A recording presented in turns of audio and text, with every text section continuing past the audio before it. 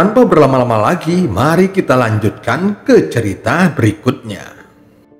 Sambil tersenyum, Suyun mengambil buah dan menggigitnya. Liu Wei mengungkapkan ekspresi gembira dan berkata, "Dalam beberapa bulan terakhir ini, reputasi kakak senior Qianmu telah kita sebarkan, sehingga hidup kita menjadi jauh lebih baik. Jika ini bisa terus berlanjut, maka itu akan sangat bagus. Aku juga berhasil mengumpulkan lebih banyak jiwa yang hancur dalam beberapa bulan terakhir ini." Suyun segera mengangguk dan menjawabnya, "Selama tidak ada yang mencuri dari kita, kita pasti bisa membuat bendera 100 jiwa. Kemudian kita dapat menggunakannya untuk mencapai tahap akhir formasi inti. Kakak senior, aku masih sedikit khawatir karena setiap hari orang yang berkunjung semakin banyak. Jika senior Qianmu mengetahui bahwa kitalah yang menyebabkan semua ini, dia mungkin tidak akan membiarkan kita begitu saja. Dia seharusnya tidak." Sebelum Suyun selesai berbicara, seberkas cahaya merah tiba-tiba turun dari puncak gunung dan mendarat di depan pintu masuk gua. Cahaya itu menampilkan seorang pria parubaya yang sangat tampan. Rambut panjangnya yang tergerai tertiup angin memberikan kesan surgawi. "Saudara junior Qianmu, aku Guo Dongjian. Kuharap kita bisa berbicara." Saat melihatnya, Suyun segera berdiri dan berkata, "Saudara senior Guodong, silahkan kembali. Saudara senior Qianmu masih dalam kultivasi pintu tertutup." Saat mendengar kata-katanya, Guo Dongjian mengerutkan keningnya. Dia segera menoleh untuk melihat Suyun dan bertanya, "Apakah kalian berdua adalah selir Qianmu?" Wajah Liu Wei memerah dan dia tidak mengucapkan sepatah kata pun. Namun ekspresi Suyun tetap normal saat dia berkata, "Saudara senior, kami memang selir saudara senior Qianmu." Mata Guo Dongjian menjadi dingin dan dia langsung berteriak, "Omong kosong! Tidak apa-apa jika kamu ingin membodohi orang lain, tetapi kamu berani membodohiku. Kalian berdua, enyahlah!" Setelah mengatakannya, dia membalikkan dan mengangkat tangannya. Sinar energi spiritual keluar dari tangannya lalu berubah menjadi bentuk naga dan mengalir menuju pintu gua. Saat naga itu muncul, angin mulai menderu-deru. Ketika naga itu mendekati pintu gua, batasan pada pintu itu menyala sehingga menghentikan naganya. Pada saat yang sama, sebuah tangan raksasa muncul dan menangkap naga itu lalu meremasnya sampai hancur. Ekspresi Guo Dongjian langsung berubah. Dia mundur beberapa langkah dan menatap gua itu.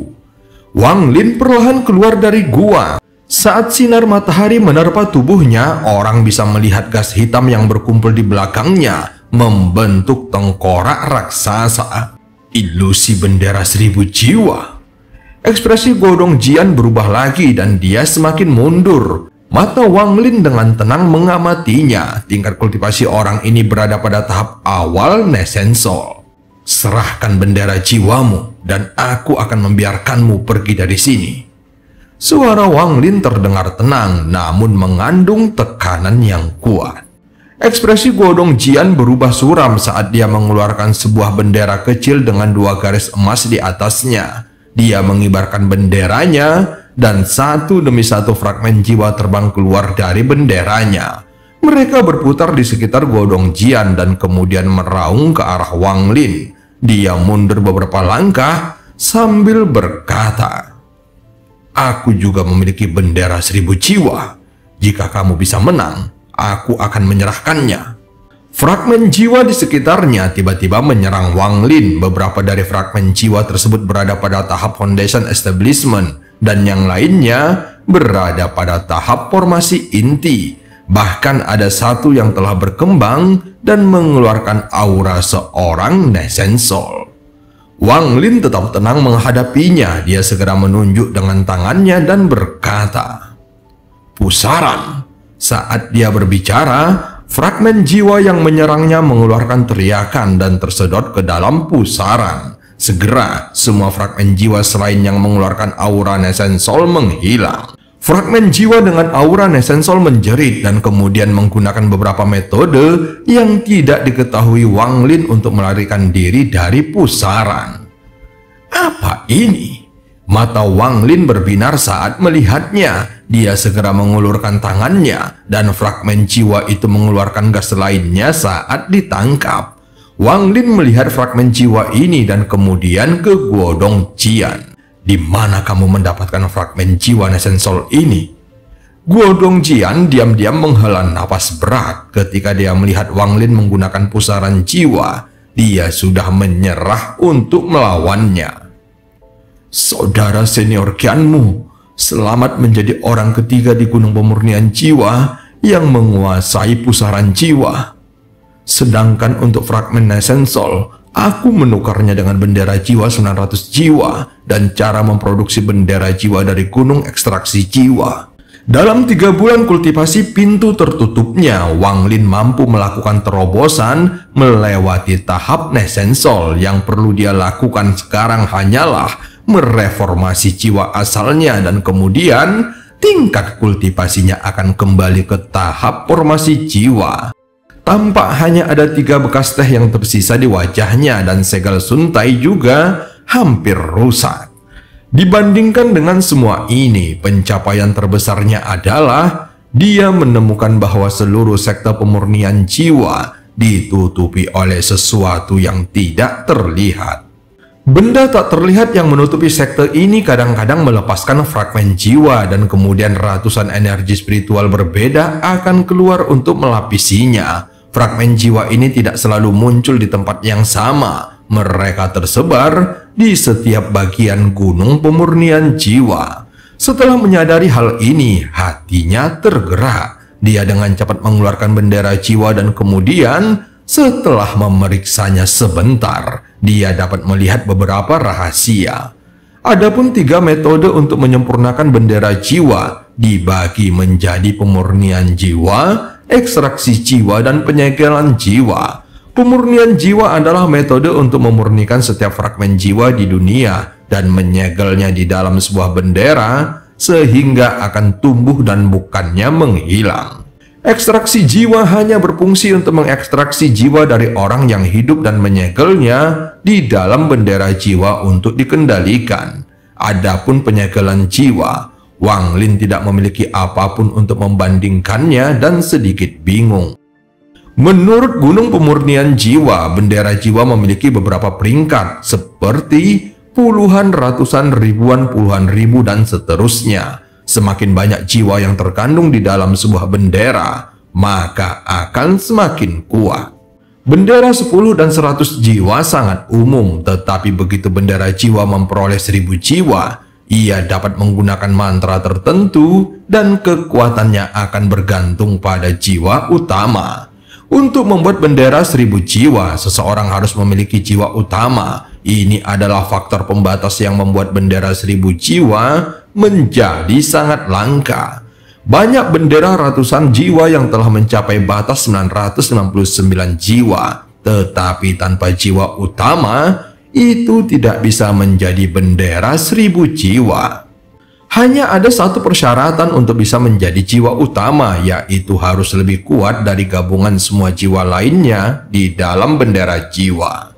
Saat Wang Lin mempelajari bendera jiwa, dia juga memikirkan tentang kilin yang berada di bawah sektor tersebut. Dia merasa kilin itu pasti jiwa utama dari bendera jiwa emas. Wang Lin telah mengumpulkan sejumlah besar fragmen jiwa selama 3 bulan kultivasinya. Untuk beberapa alasan, fragmen jiwa ini telah berkumpul di dalam pembuluh darah roh. Ketika Wang Lin memeriksa pembuluh darah roh untuk pertama kalinya, mereka tidak ada di sana. Namun setelah memeriksanya lagi, tampaknya seseorang telah mengumpulkannya. Dalam 3 bulan terakhir, hampir 90% fragmen jiwa diambil oleh Wang Lin. Ada yang kuat dan juga lemah. Di antara fragmen jiwa ini, Wang Lin menemukan satu yang berada pada tahap awal Nesensol dan menggunakannya sebagai jiwa utamanya. Tidak banyak fragmen Nesensol yang muncul, hanya sekitar 2 atau 3 kali setahun. Setiap kali itu muncul, murid-murid terbaik dari sekte pemurnian jiwa akan memperebutkannya.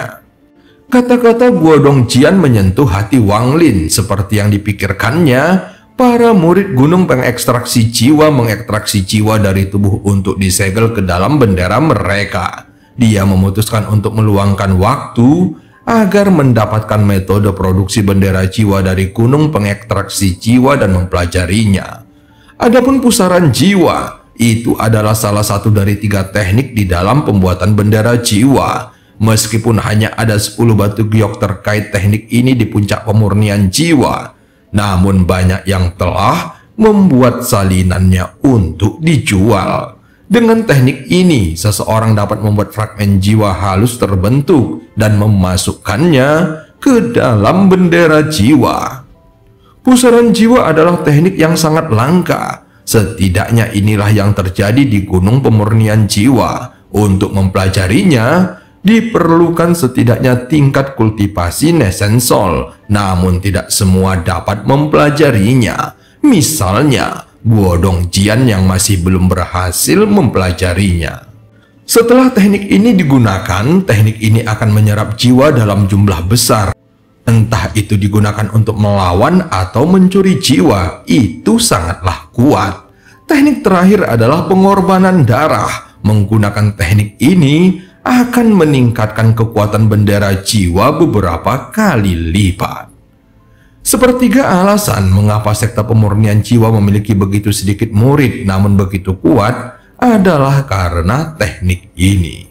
Saat ini Wang Lin melambaikan tangannya dan pusaran jiwa menghilang. Dia mengeluarkan bendera jiwa dan kemudian sejumlah besar fragmen jiwa diserap olehnya. Ekspresi Guo Dongjian menjadi sangat jelek. Butuh kerja keras bertahun-tahun baginya untuk mengumpulkan semua fragmen jiwa itu, dan semuanya dicuri begitu saja. Setelah menghela napas berat, dia hanya bisa tersenyum pahit. Ini adalah aturan dari sekte pemurnian jiwa. Dia datang ke sini untuk mencuri bendera jiwa Wang Lin, tetapi bendera jiwanya yang malah diambil. Setelah menghela napas lagi, dia menggenggam tangannya dan pergi dengan perasaan tertekan. Jantung Su Yun dan Liu Wei berdebar kencang saat mereka berdiri diam di samping. Meskipun Su Yun tampak percaya diri sebelumnya, namun dia tidak pernah berpikir bahwa kakak senior Qianmu ini akan berhasil menguasai teknik pusaran jiwa. Wang Lin melihat ke sekeliling dan menemukan tempat ini sangat elegan serta mengandung daya tarik tertentu. Saat Wang Lin melihat mereka berdua, dia berkata dengan tenang, "Aku akan memaafkan kalian berdua karena telah mengubah lingkungan guaku. Kalian berdua, cepatlah pergi." Su Yun segera mengungkapkan ekspresi memohon dan berkata, "Saudara senior Qianmu, kami berdua tidak akan mengganggumu. Jika kami pergi sekarang, maka fragmen jiwa yang telah kami hasilkan dengan susah payah akan dicuri orang lain. Kami berdua hanya menginginkan tempat yang aman untuk berkultivasi. Kami tidak akan menyusahkanmu." Walaupun Wang Lin tidak berbicara, tetapi matanya menjadi dingin. Hati Su Yun bergetar saat tatapan itu tertuju kepadanya. Adapun Liu Wei sudah sangat ketakutan sehingga dia mulai menangis. Wang Lin segera melambaikan lengan bajunya dan baru saja hendak membuang keduanya, namun dia tiba-tiba mengangkat kepalanya dan menatap ke langit. Terlihat ada sosok wanita seperti peri yang turun dan mendarat 100 kaki di depan Wang Lin. Liu Mei. Setelah melihatnya, Wang Lin mengerutkan keningnya lebih keras, namun Liu Mei hanya tersenyum tipis dan berkata, "Saudara Qianmu telah memulihkan sebagian besar kultivasi. Itu seharusnya dirayakan." Saat Liu Mei berbicara, Wang Lin menunjuk ke udara yang menyebabkan Su Yun dan Liu Wei pingsan. "Liu Mei, langsung saja ke intinya. Jangan terus berpura-pura. Kamu hanya merusak gambaran masa laluku tentangmu." Wang Lin menatap Liu Mei sambil berbicara dengan nada dingin. Liu Mei terus memandang Wang Lin, kemudian menghela nafas dan berkata, "Wang Lin, bencana besar akan menimpamu. pergi tinggalkan planet Sujaku. Saat mendengarnya, ekspresi Wang Lin tetap tenang. Dia tidak mengatakan apapun sambil menunggu Liu Mei menyelesaikan kata-katanya. Aku tidak akan berbohong kepadamu. Kamu sudah tahu kalau aku berasal dari negara Sujaku. Tetapi aku bukan murid biasa. Guruku adalah kultivator nomor 1 di Sujaku, Jukueji. Wang Lin langsung terkejut saat mendengarnya. Segala sesuatu di dalam pikirannya tiba-tiba menjadi lebih jelas, sehingga dia tidak bisa menahan dirinya untuk bertanya. Apa yang terjadi dengan kupu-kupu merah setelah pertarungannya denganku? Setelah mendengarkan Liu Mei, dia tiba-tiba membuat kesimpulan yang mengerikan. Liu Mei mengungkapkan sedikit penghargaan. Dia memandang Wang Lin dan menjawab pertanyaannya.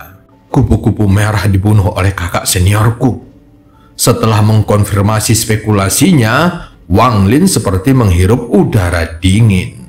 Sepertinya pertarunganku dengan kupu-kupu merah hanyalah pertarungan hiburan bagi orang-orang tertentu.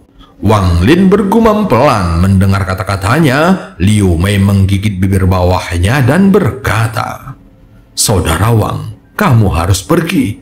Lebih cepat, lebih baik." Dia memandang Wang Lin dengan penuh arti, lalu menghela nafasnya dan pergi.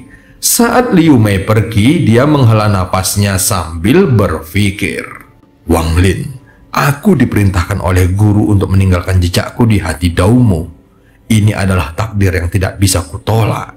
Aku tidak bisa melanggar perintah guruku. Kecuali bayanganmu muncul di hati dauku, tidak ada cara bagiku untuk kalah dalam pertarungan hati dau di antara kita. Hanya aku yang memahami hati dauku. Walaupun hatiku sangat kejam, namun aku bisa tidak menunjukkan emosi apapun di permukaan. Bagaimana kamu bisa menang melawan domain 1000 fantasi kejamku?" Di matanya terlihat ada sedikit kekejaman, tetapi itu disembunyikan oleh aktingnya.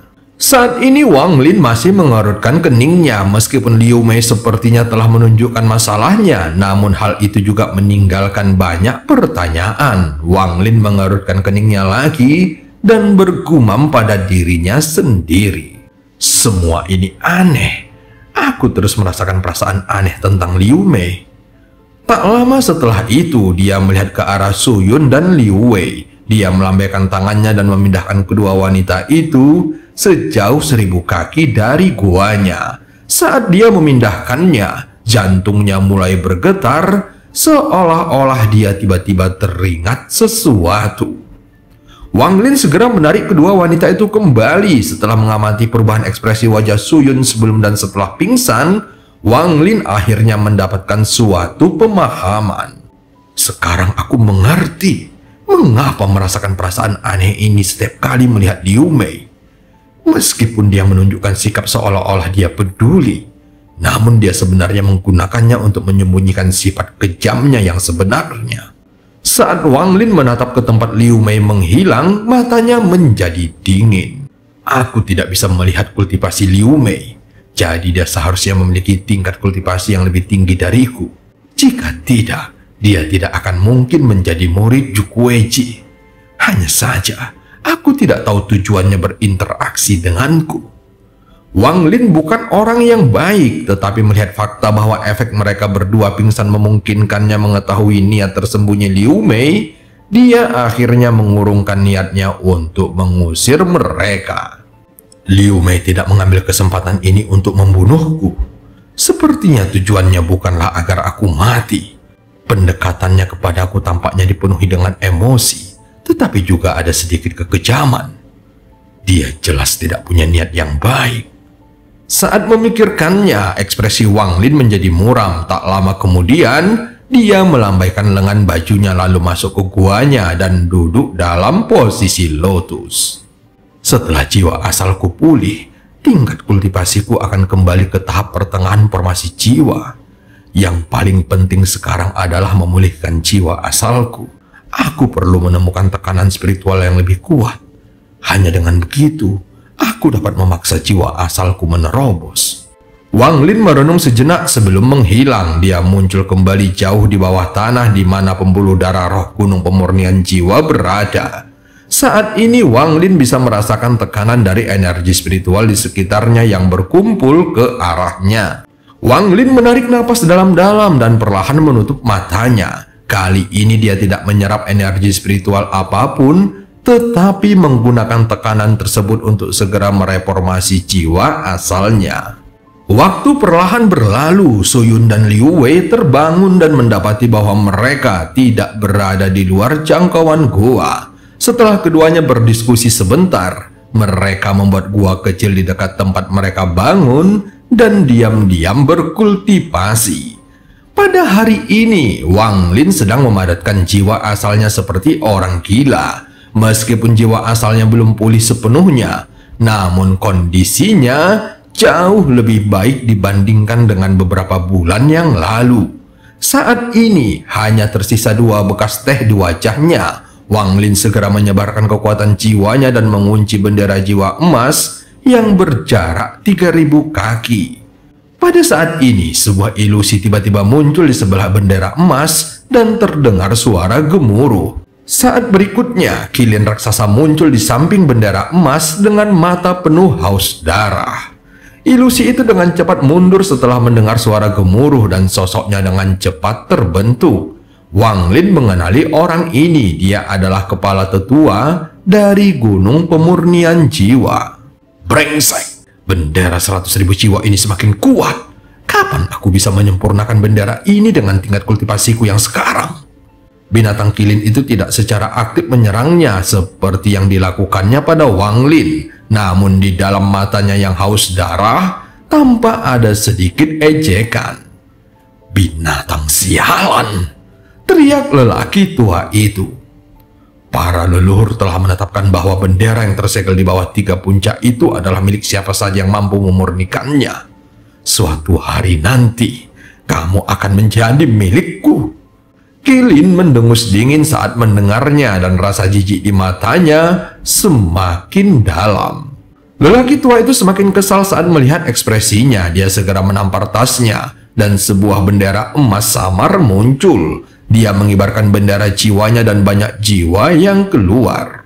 Jiwa Nesensol tahap akhir merupakan jiwa utamanya. Di belakangnya ada 10 jiwa Nesensol tahap pertengahan dan awal. Dan di belakang mereka ada banyak jiwa lain dengan tingkat kultivasi yang berbeda-beda.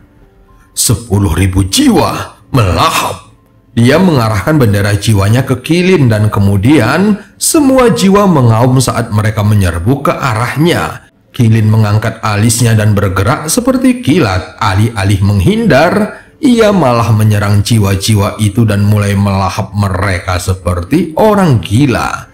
Ini jelas bukan pertama kalinya lelaki tua itu berurusan dengan binatang buas ini. Jadi dia sama sekali tidak terkejut. Setiap kali Kilin melahap jiwa, ia akan menjadi sedikit lebih besar. Dengan tingkat kultivasinya, dia awalnya sama sekali bukan tandingan Kilin ini. Tetapi dia berspesialisasi dalam memurnikan jiwa. Dengan bendera 10.000 jiwa, dia hampir bisa menahannya. Saat berikutnya, tangan lelaki tua itu mulai bergerak dengan sangat cepat dan membentuk segel yang berbeda. Tak lama kemudian, darah mulai keluar dari pori-pori tangannya. Ekspresinya berubah sangat serius dan kemudian segumpal darah muncul di hadapannya. Pengorbanan darah. Tepat setelah dia selesai berbicara, bola darah tiba-tiba meledak menjadi titik yang tak terhitung jumlahnya dan menutupi seluruh area. Jiwa yang dilahap oleh Kilin tiba-tiba mulai bergerak seolah-olah mereka baru saja menerima makanan dalam jumlah besar. Di bawah komando jiwa utama, sejumlah besar jiwa lainnya langsung menyerang Kilin. Tampaknya jiwa Nesensolnya bisa menggunakan mantra untuk menyerang. Akibatnya, suara gemuruh datang dari dalam dan luar tubuh Kilin. Namun Kilin tetap tidak panik dan matanya masih penuh dengan rasa jijik.